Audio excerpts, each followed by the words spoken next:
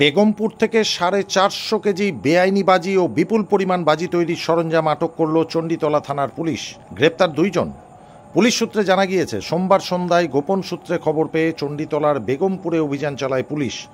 বেআইনিভাবে তৈরি করা বাজি, যার মধ্যে বেশ কিছু শব্দবাজি রয়েছে, তা আটক করে পুলিশ। বাজি তৈরির মশলা ও সরঞ্জামও আটক হয়। ঘটনাস্থল থেকে 2 জনকে গ্রেপ্তার করে পুলিশ। তাদের বিরুদ্ধে নির্দিষ্ট ধারায় মামলা রুজু করা হয়। মঙ্গলবার তাদের শ্রীরামপুর আদালতে পেশ করা হবে, এমনটাই জানিয়েছে পুলিশ। চণ্ডীতলার একাধিক জায়গায় লুকিয়ে চুরিয়ে বাজি তৈরি হয়। যে সব জায়গায় আতশবাজি তৈরি হয় তার আড়ালে চলে শব্দবাজি তৈরি, যার কোনো বৈধ অনুমতি থাকে না। পুলিশ খবর পেলে অভিযান চালায়, আটক হয় বাজি ও বাজির মশলা। ব্যুরো রিপোর্ট, সংবাদ বাংলা টিভি।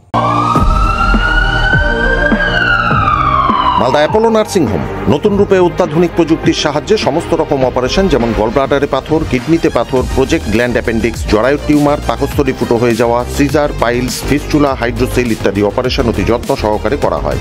এখানে অত্যাধুনিক মানের আইসিইউ এর সুব্যবস্থা আছে।